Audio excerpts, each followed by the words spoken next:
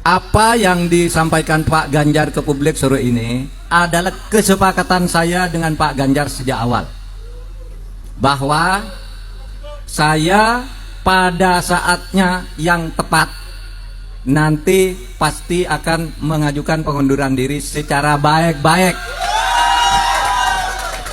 Jadi tidak ada pertentangan antara saya dengan Pak Ganjar. Itu sebabnya kalau saudara semua cermat, pada saat penutupan debat itu saya akan membacakan sebuah pernyataan. Saya berterima kasih kepada Pak Jokowi yang telah mengangkat saya 4,5 tahun yang lalu sebagai Menko Polhukam. Dan saya percaya dia punya niat baik untuk rakyat ketika mengangkat saya sebagai Menko Polhukam. Dan saya membantunya. Sekarang pun saya bersedia bersama Mas Ganjar untuk melanjutkan tugas-tugas, karena menurut saya Pak Ganjar adalah calon presiden yang betul-betul pro rakyat.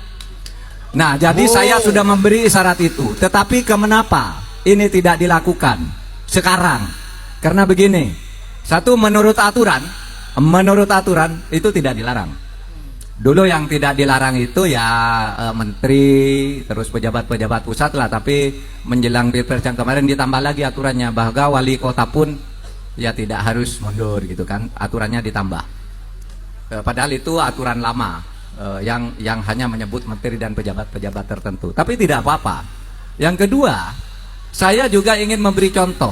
Kalau saya ini menjadi calon wakil presiden, masih merangkap, apakah saya menggunakan kedudukan saya untuk memanfaatkan fasilitas negara atau tidak? Ini sudah 3 bulan saya lakukan. Saya tidak pernah menggunakan fasilitas negara. Saya masih berkantor di Polhukam secara rutin. Semua tugas-tugas, semua surat-surat masuk pasti selesai tidak sampai seminggu di meja saya, meskipun saya cawapres. Dan saya minta kepada pemerintah daerah yang kenal baik dengan saya, jangan menjemput saya atau melayani saya kalau saya ke daerah. Karena saya tidak mau menggunakan jabatan saya itu untuk menggunakan fasilitas kepemerintahan. Betul. Maksud saya ini agar ditiru oleh yang lain. Kalau menjadi calon presiden atau calon wakil presiden, jangan mau dijemput oleh pejabat daerah, jangan mau diantar, jangan mau didampingi. Hanya minta pengamanan saja kepada Polri. Oleh sebab itu, saudara, di daerah-daerah ini banyak teman baik saya. Banyak juga yang saya promosikan, ada yang menjadi pangdam, ada yang menjadi PLT gubernur, ada yang menjadi pejabat bupati wali kota. Semuanya saya bilang ke staf, kalau saya datang ke daerah dia, jangan hubungi dia untuk menjemput saya atau berkomunikasi dengan saya atau menjamu saya. Jangan hubungi dia, kasihan dia nanti dipecat kalau menghubungi saya. Saya bilang. Mantap.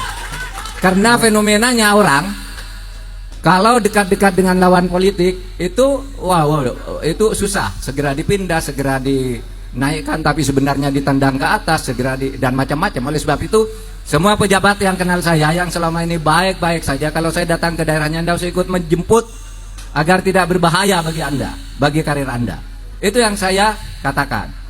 Kemudian itu ternyata situasinya tidak berimbang.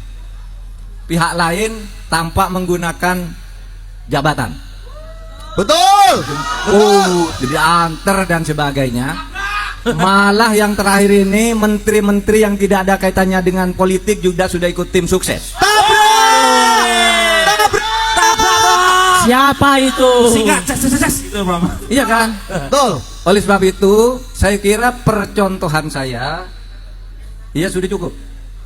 Tinggal menunggu momentum, karena ada sesuatu tugas negara yang harus saya jaga. Jangan sampai kacau apa yang sudah jadi, harus saya jaga dalam rangka transisi.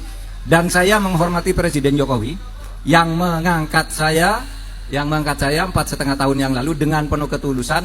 Dan berdasar ketulusan yang seperti itu pula saya sekarang akan meneruskan tugas-tugas itu bersama Ganjar Pranowo.